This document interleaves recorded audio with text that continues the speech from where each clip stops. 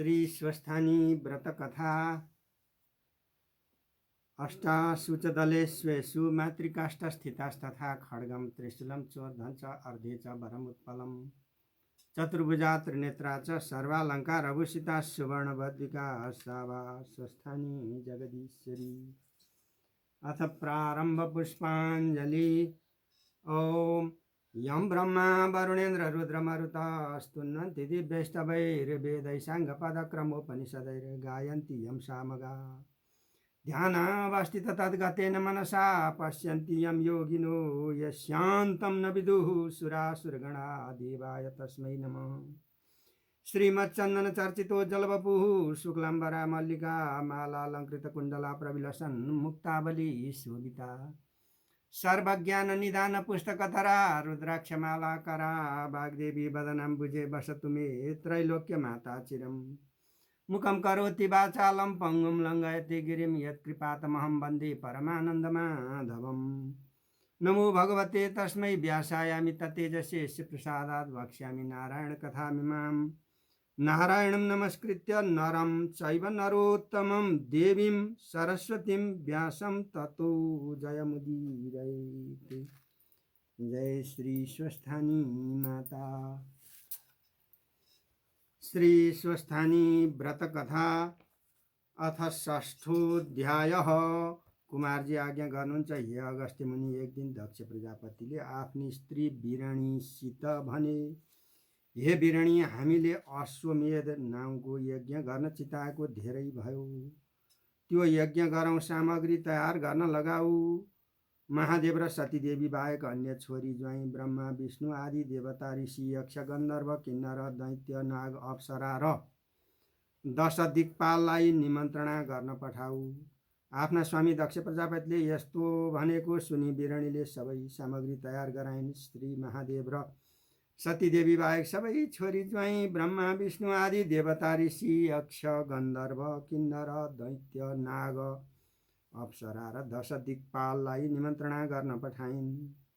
दक्ष प्रजापतिका सबै छोरी ज्वाइँ देवता यक्ष गन्धर्व किन्नर दैत्य नाग र अप्सराहरू रङ्गी बिरङ्गी नाना थरी वस्त्र गहना पहिरी भेटीका निम्ति मणि माणिक्य नाना द्रव्य लिई यज्ञमा होम नभनी सामेल भए। दक्ष प्रजापतिले आगन्तुक सबैसित शिष्टाचार पूर्वक क्षेम कुशल स्वदी स्वागत सम्मान गरी यज्ञ आरम्भ गरे। त्यो यज्ञ कस्तो थियो भने जस्तै श्री महादेव नन्दी भृङ्गी चतुः षष्ठी योगिनी भूत प्रेत पिशाच र प्रमथ गणलाई अगल बगलमा राखी बस्दा शोभा हुन्छ, त्यस्तै थरी थरीका सामग्री 33 कोटी छोरी 33 कोटी ज्वाइँ ब्रह्मा विष्णु आदि देवता ऋषि यक्ष गन्धर्व किन्नर दैत्य नाग अप्सरा र 10 दिक्पालले सहित भई मणि माणिक्य रत्न नाना वस्त्र अलङ्कार चढाई नाच गीत र वाद्यले युक्त भएको त्यो यज्ञ भव्य एवं झकिझकाउ भयो।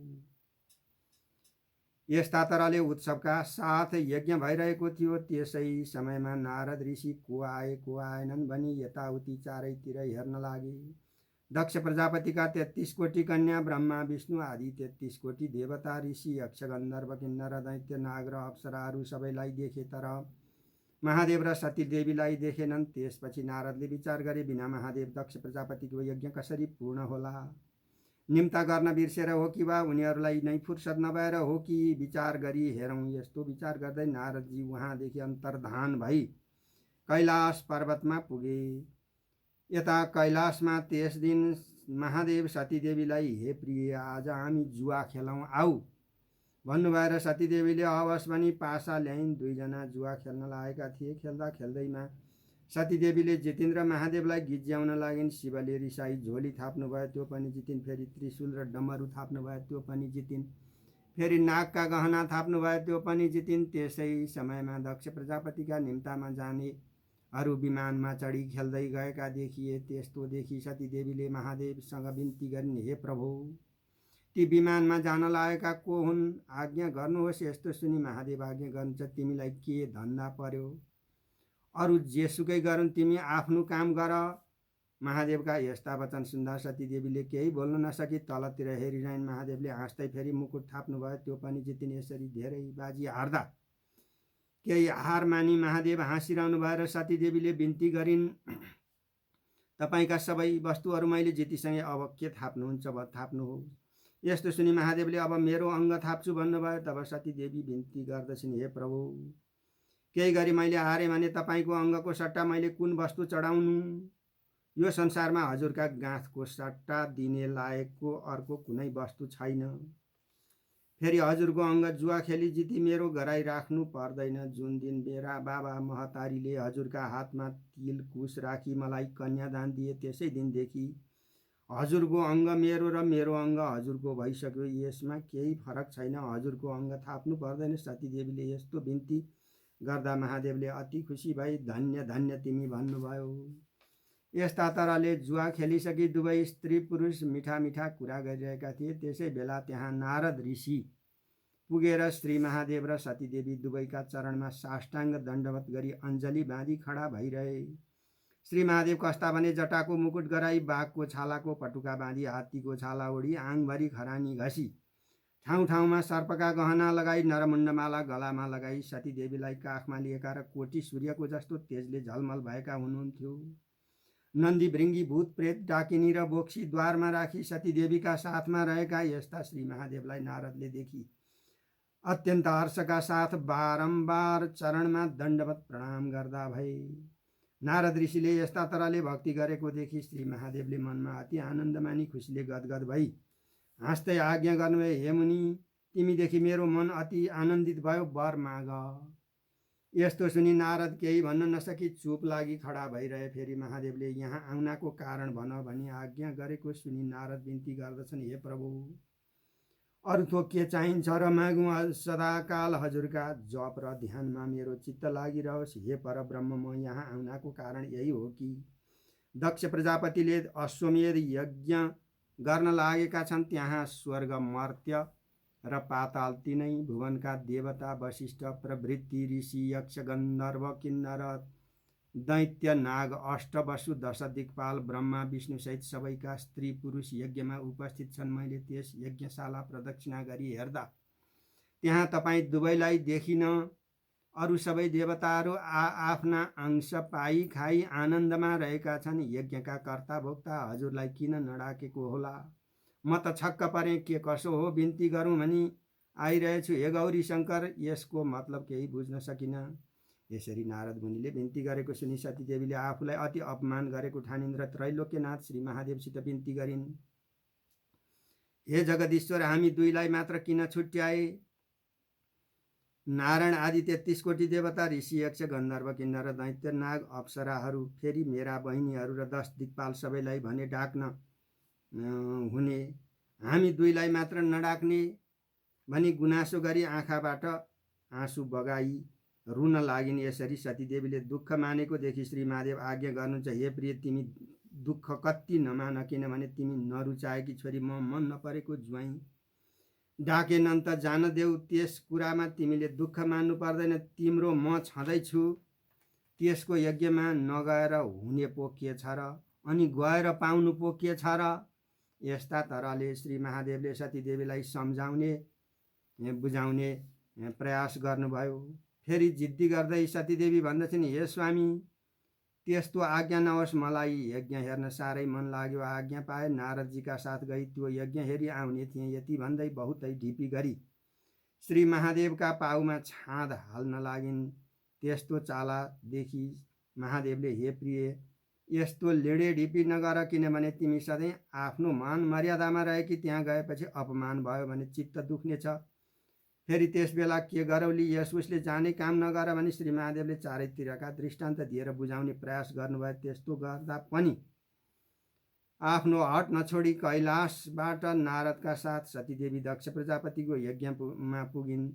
त्यसपछि आफ्ना बाबा महतारीलाई ढोग दिई बहुतै चित्त दुखाई आँखादेखि बलिन्द्रधारा आँसु खसाल्दै मङ्गल वचन बोलिन्, हे पिता, हे माता, तपाईँहरूको यत्रो यज्ञमा मलाई किन खबर दिनु भएन? के म तपाईँकी छोरी होइन र मैले के बिराएँ? मेरा स्वामीले तपाईँहरूको के अपराध गर्नुभयो? विष्णु आदि 33 कोटी देवता ऋषि यक्ष गन्धर्व किन्नर दैत्य नाग अप्सरा 10 दिक्पाल स्त्री पुरुष सहित सबैलाई डाकी हामी दुईजनालाई मात्र किन माया मार्नुभयो? फेरि यज्ञका कर्ता महादेव नभई तपाईँको यज्ञ कसरी पूर्ण होला?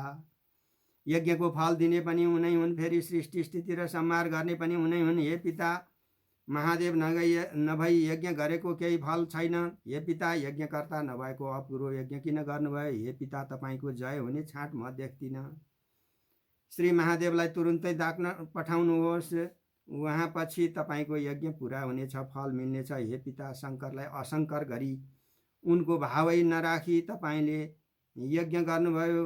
यो यज्ञ शङ्करको हो कि यो ब्रह्माण्डमा दुई शङ्कर भए? किन यस्तो गरेको भन्नुभयो? यसरी आफ्नी पुत्री सतीदेवीले चित्त दुखाई अनेक तरहले गुनासो गरेको सुन्दा उनीप्रति राम्ररी सहानुभूति प्रकट गर्नुको साटो उनलाई अझै चिड्याउने मनसाय राख्दै दक्ष प्रजापति भन्दछ, हे पुत्री सतीदेवी, त दुःख नमान, किनभने तेरो पुरुष भोलानाथ यज्ञमा राख्न योग्य छैन। यस यज्ञमा 33 कोटी देवता, ऋषि, यक्ष, गन्धर्व, किन्नर, दैत्य, नाग, अप्सरा, नाग सब स्त्री पुरुष सहित थरी थरीका रत्नमणि माणिक्य गहना लगाई श्रीखण्ड लेपन गरी रङ्ग बिरङ्गका वस्त्र पहिरी वेद पारायण गरी नाना मङ्गल यात्रा गरी गन्धर्वले गीत गाउने, अप्सराले नाच्ने यस्ता उत्तम ठाउँमा नसुहाउँदो घिनलाग्दो महादेवलाई कसरी डाकौँ? हे पुत्री, तेरो स्वामी के ढङ्गको छ र? खरानी घस्ने, बाघको छाला कम्मरमा बाँध्ने, हात्तीको छाला ओढ्ने, विष भाङ धतुरो खाने, राता राता आँखा गरी जसरी मन पर्यो उसरी नाच्ने, जटाको मुकुट बाँध्ने, सर्पका गहना र मुण्डमाला लगाउने, दाहिने हातले डमरू बजाउने, बायाँ हातले त्रिशूल समाउने, भूत प्रेत पिशाचहरूलाई अघि पछि लगाई दिगम्बर नाङ्गो मतवाला भई पाउ पनि जहाँ पायो त्यहाँ राखी लाज शरम नमानी हिँड्ने गर्दछ। यस्ता किसिम किसिमका स्त्रीजन, देवकन्या, यक्षकन्या, गन्धर्वकन्या, नागकन्याहरू छन्। फेरि तेरा बहिनीहरू छन्। यस्तो ठाउँमा त्यस्तो दिगम्बर महादेवलाई कसरी डाकौँ? 33 कोटी देवताले युक्त भई जगिजकाउ भएको यस्तो पवित्र ठाउँमा त्यस्तो अनुहार नपरेको देख्दैमा पनि घिनलाग्दोलाई डाकेर के रमिता देखाउनु? हे पुत्री सतीदेवी, यस निमित्त नडाकेको हो। तँलाई मात्र डाक्न पठाउँ भने त्यो अर्धङ्गी समेत पछि लागेर आउला भनेर नडाकेको हो। तँ दुःखमा नमान, त्यो जस्तो भए पनि तँ हाम्रै छोरी होस्। हे पुत्री, तैँले मलाई रिजाएकी पनि छस्, अपराध पनि केही गरेकी छैनस्, तर तेरो स्वामीको त्यस्तो चाला देखेर तँलाई समेत नडाकेको हो। फेरि तैँले सृष्टि स्थिति संहार गर्ने महादेव हुन्, यज्ञका कर्ता भोक्ता र फल दिने पनि उनै हुन्। जो भनिस् त्यो ता खाली अर्धङ्गी बौलाहा मात्र हो। यज्ञकर्ता नारायण हुन्, सृष्टि गर्ने चतुर्मुख ब्रह्मा हुन्, स्थिति र संहार गर्ने नारायण महाविष्णु हुन्। त्यो महादेवको के भाउ छ र? त्यसलाई नडाके मेरो यज्ञ पुरा नहुने। तेरो स्वामी महादेवलाई त म केही गरे पनि डाक्ने छैन, त्यसले मेरो यज्ञमा के वर देला र? त्यो नभएर मेरो यज्ञ पुरा नहुने हो र? 33 कोटी देवता ब्रह्मा र विष्णु जस्ता आएका छन्, जसरी भए पनि मेरो यज्ञ पुरा हुन्छ। दक्ष प्रजापतिले यसरी आफ्ना स्वामी जगदीश्वरलाई दुर्वचन भनेको सुन्दा सतीदेवीले सहन नसकी आँखा राता राता पारी नागले झैँ लामो श्वास छोड्दै सुस्केर हाली कटकट धारा किटी रिसले भनभनिँदै जुरुक्क उठिन् र भूमिमा लात्तीले हानी यज्ञमा हेरी चित्तले खप्न नसकी मन धड्काउँदै आफ्नो छातीमा आफैले मुड्कीले हानी शिव शिव भन्दै महादेवको नाम उच्चारण गर्दै अग्निकुण्डमा फाल हाली प्राण छाडिन् र हिमालय पर्वतकी स्त्री मेनकाका गर्भमा बास लिन गइन्। इति श्री स्कंद पुराणे केदारखण्डे माघ महात्म्ये कुमारागस्त्य संवादे श्री स्वस्तानी परमेश्वर्या व्रतकथायां सती देवी यज्ञकुंड प्रवेशो नाम षष्ठोऽध्यायः। अथ समापन पुष्पांजलि। ओम उपनयतु मंगलम वो सकल जगन मंगलालय श्रीमान दिनकर किरण निबोधित नव नलिन दल निभेक्षण कृष्ण काले वर्षतु पर्जन्य पृथिवी सस्यशालिनी देशोऽयं क्षोभरहितो ब्राह्मणा सन्तु निर्भयाः अपुत्राः पुत्रिणः सन्तु पुत्रिणः सन्तु पौत्रिणः निर्धनः सदनः सन्तु जीवन्तु शरदां शतम् तत्रैव गङ्गा यमुना च तत्र गोदावरी सिन्धु सरस्वती च तीर्थानि सर्वाणि वसन्ति तत्र यत्राचितोदार कथा प्रसङ्गः या कुन्देन्दु तुषारहार धवला या शुभ्रवस्त्रावृता या वीणा वरदण्डमण्डितकरा या श्वेतपद्मासना या ब्रह्माच्युतशङ्कर प्रभृतिभिर्देवैः सदा वन्दिता सा मां पातु सरस्वती भगवती निःशेषजाड्यापहा कायेन वाचा मनसेन्द्रियैर्वा बुद्ध्यात्मना वा प्रकृते स्वभावात् करोमि यद्यत् सकलं परस्मै नारायणायेति समर्पये तत्। जय श्री स्वस्थानी माता।